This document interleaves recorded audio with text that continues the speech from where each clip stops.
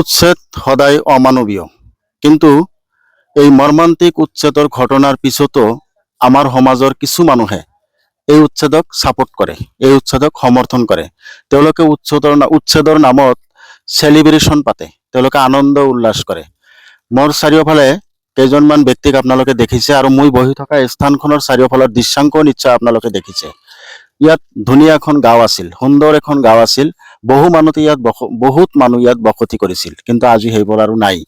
এই দৃশ্যাংক দেখিলে আপোনালোকে, আমাৰ চাৰিওফালে যি দৃশ্যাংক দেখিলে আপোনালোকে নিশ্চয় ভাবিব যে ইজৰাইল আৰু পেলেষ্টাইনৰ যুদ্ধ কিছু সময় আগতে ইয়াত হৈ গ'ল। নহয়, এই গাঁওখন চৰকাৰে উচ্ছেদ কৰিছে। হয়, এই দৃশ্যাংক আমি আপোনালোকক দেখুৱাইছো আমাৰ ধুবুৰী জিলাৰ বিলাসীপাৰাৰ চৌৰাপাখৰা, চিৰাকুটা, সন্তেজপুৰ আদি গাঁৱত চৰকাৰে যি অমানৱীয় উচ্ছেদ চলাইছিল, সেই উচ্ছেদৰ দৃশ্যাংক। আৰু ইয়াত প্ৰায় 1300 পৰিয়াল আছিল, 20,000তকৈ বেছি জনসংখ্যা আছিল। আৰু এই গাঁওখনত জলজীৱন মিছনৰ পৰা আদি কৰি ৰাস্তা ঘাট, অংগনাবাদী, বিদ্যালয়, বিভিন্ন সুবিধা চৰকাৰে ইয়াত যোগান ধৰিছিল। আজি সেই গাঁওখন নাই। গাঁওখন চিৰতৰে আমাৰ মেপৰ পৰা নিচ্ছিন্ন হৈ গৈছে। এই গাঁওখনত যিসকল মানুহ আছিল, তেওঁলোকক উচ্ছেদৰ ফলত বিভিন্ন জাগাত তেওঁলোকে আশ্ৰয় ল'বলগীয়া হৈছে। কিছু মানুহ হয়তো এতিয়াও এইখন গাঁৱতে তিৰফালৰ তলত কেনেবাকৈ জীৱন যাপন কৰিছে, সেই দৃশ্যাংক আপোনালোকক আমি দেখুৱাম। তাৰ আগতে আমি ইয়াৰে স্থানীয় কেইজনমান ব্যক্তি আছে, কথা পাতিবলৈ যত্ন কৰিম। দাদা, আপোনাৰ নাম কি? জৰুল ইছলাম। কিমান দিনৰ পৰা ইয়াতে আছে? আমি 30-40 বছৰৰ পৰা ইয়াতে আছো। আপোনালোকে ভাৰতীয় নাগৰিক হয়নে? নাগৰিক। কেনেকে কেনেকে ভাৰতীয় নাগৰিক? আপোনাৰ এনআৰচি আছে? আমাৰ এনআৰচি আছে, ভোটাৰ কাৰ্ড আছে, সব আছে আমাৰ। সকলো ডকুমেণ্টছ থকাৰ পিছতো আপোনালোকক চৰকাৰে এনেকে উচ্ছেদ কৰিছে? উচিত কৰি আছে, আমাৰ সব আছে। কিমান আৰু আপোনালোকক কম যে এইসকল ব্যক্তি ভাৰতীয়? এই কথাটো আপোনালোকক বাৰে বাৰে কৈছো যে এই মানুহখিনি ভাৰতীয়। এটা বস্তু ইয়াত আমি লক্ষ্য কৰিছো, উচ্ছেদিত ব্যক্তিসকলক চৰকাৰে কিছু ব্যক্তিক হয়তো এককালীন এটা সাহায্য দিছে, কিছু ব্যক্তিক বেলেগ জাগাত মাতি দিছে, কিছু ব্যক্তিক দিয়া নাই।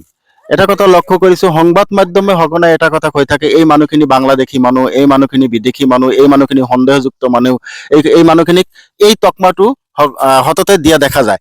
আচলতে ইয়া নহয়, ইয়া সম্পূৰ্ণ ভুল ধাৰণা। এই গোটেই মানুহখিনি ইয়াৰে নাগৰিক।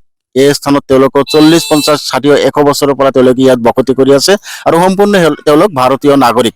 কিন্তু উচ্ছেদ কৰাৰ আগতে ইয়াত বাংলাদেশীৰ সন্দেহ তেওঁলোকক দেখা নাপায়। যেতিয়াই উচ্ছেদ কৰা হয় তেতিয়া কোৱা হয় যে এই মানুহখিনি বাংলাদেশী, বিদেশী, সন্দেহযুক্ত নাগৰিক। এই তকমাটো দিয়া বন্ধ কৰিব লাগে। সেইকাৰণে মই এই ভিডিঅ'খন বনাবলৈ লৈছো, আৰু স্থানীয় ব্যক্তিসকলৰ লগত কথা পাতিলো। ইয়াত সামগ্ৰিক দৃশ্য যদি দেখা যায় চাৰিওফালে, ইয়াত এখন তিৰফালৰ তলত কিছু ব্যক্তি থাকিবলৈ লৈছে। যিসকল ব্যক্তি ইয়াতে এতিয়াও আছে, তাৰমানে এইসকল ব্যক্তি কোনো ঠাইত যাবলৈ জাগা নাই। ক'ত যাব সেয়া নাজানে। তেওঁলোকৰ ঘৰ নাই, দুৱাৰ নাই, মাটি নাই, খাবলৈ নাই, পিন্ধিবলৈ নাই, এনেকেই তেওঁলোকে জীৱন যাপন কৰি আছে। আমি এইফালৰ কিছু দৃশ্যাংক আপোনালোকক দেখুৱাম। ইয়াৰ এখন তিৰফল নিশ্চয়কৈ আপোনালোকে দেখিছে, ইয়াতো মানুহ থাকে এতিয়াও। আৰু এইখন তিৰফলত দেখিছো তেওঁলোকে ৰন্ধা বঢ়া কৰা পৰিলক্ষিত হৈছে, তাৰমানে তেওঁলোকে ইয়াতেই থাকে। বৰষুণ ৰ'দ সকলো তেওঁলোকৰ মূৰৰ ওপৰেদি যায়। কতদিন ধরে চলে আছো? আমি এতিয়া মানে 5 দিন মান কম আছে, 1 মাহ হল। 1 মাহৰ 5 দিন কম আছে। এই তিৰফালৰ তলতে পৰিয়াল লৈ আছো। উচ্ছেদ কৰাৰ পিছত ইয়াত দেখিছো বহুত মানুহ বেলেগ বেলেগ ঠাইত গৈছে, আপোনালোকে যোৱা নাই? আমাৰ ইয়াতে ভোটেৰ নাম, ইয়াতে থাকো আমি, ইয়াতে আমাৰ জন্ম, ইয়াতে আমাৰ আইকা কথা, সকলে পূৰ্বপুৰুষ যিমান আছে সকলে ইয়াতে আমি থৈছো, ইয়াতে আছে। আর আমার ভোটটো যিমান যত ভোট আছে, আমার বাড়ির ফ্যামিলির ভোটটো সব ইয়ার পৰাই ভোট দেও আমি। আমি ক'ত যাম? মানে যাবলৈ জাগাও নাই? জাগা নাই আমার। ইয়ার আমি যেই ঠাই ভোট দেও, সেই আমার কিছু এই সার্কেল হল চাপৰত। আজি প্ৰায় 1 মাহ মান হল আপোনালোকে যে এনেকে তিৰফালৰ তলত আছে, সৰু সৰু বাচ্চা, ছোৱালী পোৱালী, সন্তান আদি লৈ পেলাই, তো অসুবিধা মানে? অসুবিধা, বহুত অসুবিধা হৈ গৈছে। খোৱা বোৱা কেনেকে চলিছে? খোৱা বোৱা ওইটো কব নোৱাৰো। বেলেগে কেনেকে দিছে? বেলেগে দিছে, আৰু দিয়া নাই। কিছুমান পাইছো, কিছু দিয়া নাই। হয়, নিশ্চয়কৈ। এই পোৱালিটো, আমাৰ এই পোৱালি সেইটো পঢ়ে 3 ক্লাছত, সেইটো এবেলা আছো। তুমি কোন ক্লাসে পড়ো? 3 তোমার স্কুল কি আছে? তোমার স্কুল ভেঙে দিছে। তাহলে এখন কোন স্কুলে পড়বা? সিরাগড়া নাইলে কোন পড়া লাগবো। নিশ্চয়কৈ খুব আৱেগিক মুহূৰ্ত এয়া আমি ভাষাৰে আপোনালোকক বৰ্ণনা কৰিব নোৱাৰিম। আজি প্ৰায় 1 মাহৰ পৰা এই অঞ্চলৰ বিস্তীৰ্ণ অঞ্চলৰ যিসকল মানুহ ক'তো যাবলৈ যিসকলৰ জাগা নাই, সেই ব্যক্তিসকলে কিন্তু এনেকৈ তিৰফালৰ তলত জীৱন নিৰ্বাহ কৰিব লগা হৈছে। প্ৰচণ্ড ৰ'দ, ধুমুহা, বতাহ, বৰষুণ সকলোখিনি নেওচি কিন্তু তেওঁলোকে এই তিৰফালত থাকিবলগীয়া হৈছে। ওচৰে পাঁজৰৰ দৃশ্যাংক যি দেখিছে, সঁচাকৈ কণ কণ ল'ৰা ছোৱালীহঁত এই অঞ্চলত কেইখনমান প্ৰাথমিক বিদ্যালয় আছিল। আমি এজনী বাচ্চাৰ লগত কথা পাতিলো। তেওঁ ক'লে যে নাজানো আমি কোনখন স্কুলত পঢ়িম, ক'ত যাম। তেওঁ ক্লাছ 3ত পঢ়ে। তেওঁৰ পঢ়িবলৈ মন আছে, কিন্তু এই এই এই স্থানত বিদ্যালয় আৰু নাই, পঢ়িবলৈ আৰু জাগা নাই। খুবই মৰ্মান্তিক দৃশ্য, খুবই মৰ্মান্তিক ঘটনা, খুবই আৱেগিক ঘটনা। এই ঘটনা আমি বৰ্ণনা কৰিব নোৱাৰিম। এজন ব্যক্তিৰ সৈতে কথা পাতিলোঁ, তেওঁ প্ৰচণ্ড আৱেগিক হৈ গৈছে, তেওঁ কথা ক'ব নোৱাৰা এটা পৰিস্থিতি। আৰু ইয়াৰ সামগ্ৰিক যি পৰিৱেশ আপোনালোকে দেখিলে, এই মানুহখিনি কেনেকৈ আজি প্ৰায় 1 মাহৰ পৰা এনেকৈ জীৱন নিৰ্বাহ কৰি আছে, জীয়াই আছে, কোনোমতে জীয়াই আছে। এই অঞ্চলত হয়তো কিছু মানুহে খাদ্য সামগ্ৰী লৈ পেলাই মানুহখিনিক সহায় সহযোগ কৰিবলৈ আহে। সেইখিনিৰ জৰিয়তে হওক বা কেনেবাকৈ আৰু এটা তিৰফল আছে, আৰু এটা তিৰফলৰ ছাউনিৰ তলত আমি যাবলৈ যত্ন কৰিম। ইয়াৰ দৃশ্যাংক আপোনালোকক দেখুৱাম যে তেওঁলোকে কেনেকৈ জীয়াই আছে। সঁচাকৈ এক্সক্লুচিভ দৃশ্য মই আপোনালোকক দেখুৱাইছোঁ।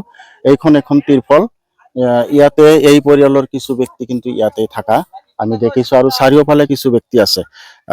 তো আমি সামগ্ৰিক পৰিৱেশ আকৌ কৈছোঁ যে আমাৰ ধুবুৰী জিলাৰ বিলাসীপাৰাৰ চিৰাকুটা, চৰুৱাবাকৰা, সন্তোষপুৰ গাঁৱত যি উচ্ছেদ, সৰ্ববৃহৎ উচ্ছেদ চলালে, এই মানুহখিনি নদীভংগ মানুহ। এটা সময়ত ব্ৰহ্মপুত্ৰৰ কৰাল গ্ৰাসত যেতিয়া ঘৰ বাৰী দুৱাৰ সকলো জাহ গৈছিল, তাৰ পিছত কিন্তু এই মানুহখিনি এনেকে চৰকাৰী ভূমিত এনেকে থিতাপি লোৱা পৰিলক্ষিত হৈছে। আজি প্ৰায় 70-80 বছৰৰ পৰা এই মানুহখিনি ইয়াতে থাকে। আজি তেওঁলোকক চৰকাৰে এনেকে উচ্ছেদ কৰাৰ পিছত কিন্তু মানুহখিনি সৰ্বশান্ত হৈ, সৰ্বহাৰা হৈ ক'ত যাব নিজেও নাজানে। এটা কাগরে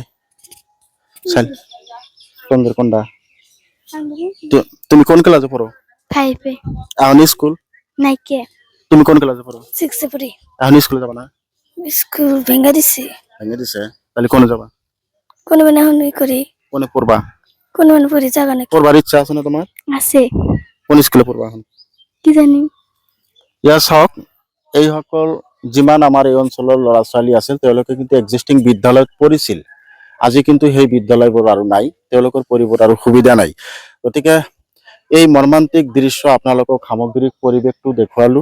এই অঞ্চলৰ আমি আগতেও কৈছোঁ, প্ৰায় 1300 পৰিয়াল উচ্ছেদিত হয়। 1300 পৰিয়াল, 20,000তকৈ বেছি জনসংখ্যা থকা এই গাঁওখন আজি আৰু নাই। এই গাঁওখন নিশ্চিহ্ন কৰি দিয়া হৈছে। আৰু এই অঞ্চলৰ মানুহখিনি, কিছু মানুহ হয়তো বেলেগ ঠাইত যাবলৈ গৈছে, আৰু কিছু যিসকলৰ মানে যাবলৈ জাগা নাই বা থাকিবলৈ জাগা নাই, তেওঁলোকে কিন্তু ইয়াতে তিৰফলৰ তলত জীৱন নিৰ্বাহ কৰিব লগা হৈছে। আৰু আকৌ আপোনালোকক কৈছোঁ, এই মৰ্মান্তিক দৃশ্য বা ঘটনা এয়া আমাৰ ধুবুৰী জিলাৰ বিলাসীপাৰাৰ চৰুৱাবাকৰাৰ যি সৰ্ববৃহৎ উচ্ছেদ হল, সেই উচ্ছেদস্থলীত মই আহি উপস্থিত হৈছোঁ। আৰু চাৰিওফালৰ দৃশ্যাংক দেখিলে আপোনালোকেও নিশ্চয় বুজিব যে কিছু সময় আগতে ইয়াত যেন এটা যুদ্ধ হৈ গ'ল।